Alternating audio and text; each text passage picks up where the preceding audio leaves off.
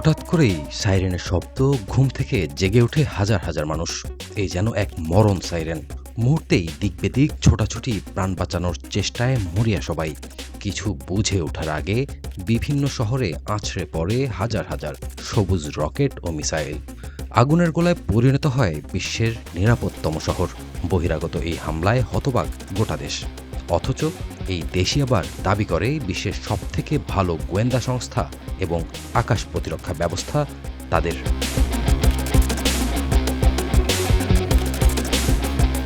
এমন বিপর্যয়ের পরই প্রশ্ন ওঠে, আসলেই বিশ্বের শীর্ষ গোয়েন্দা সংস্থার কাছে কি এমন হামলার কোনো তথ্যই ছিল না? এতটা বোকা বনে যেতে হবে এই সংস্থাকে হয়তো তারা নিজেরাই বুঝতে পারেনি।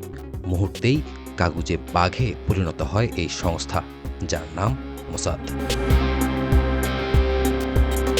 গত 6 অক্টোবর ফিলিস্তিনি গোষ্ঠী হামাস গাজা থেকে ইসরায়েলের মাটিতে সাঁড়াশি আক্রমণের পাশাপাশি প্রায় 5,000 রকেট নিক্ষেপ করেছিল।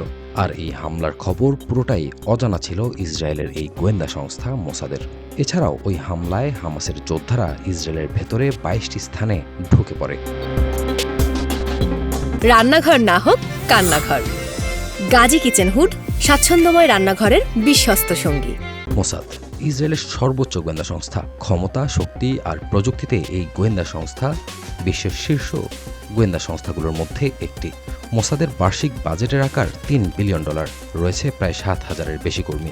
একমাত্র আমেরিকার গোয়েন্দা সংস্থা CIA রয়েছে মোসাদের উপর।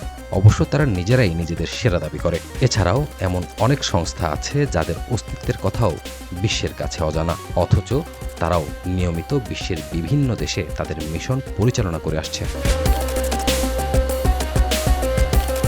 মোসাদের মূল কাজ ইসরায়েল এবং ইহুদিদের স্বার্থ রক্ষায় সকল ধরনের কাজ তারা করে।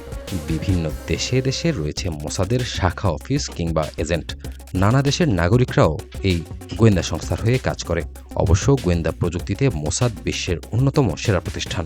গোয়েন্দা নজরদারির দারুণ সব প্রযুক্তি বিশ্বের কাছে বিক্রি করে এই মোসাদ।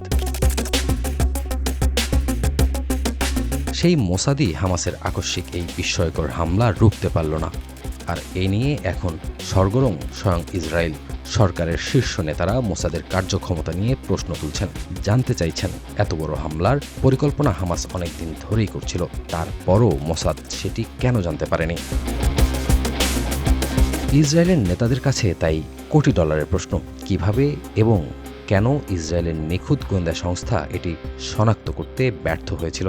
তাদের অনেকেই এই হামলাকে আমেরিকার মাটিতে 9/11 হামলার সঙ্গে তুলনা করছেন।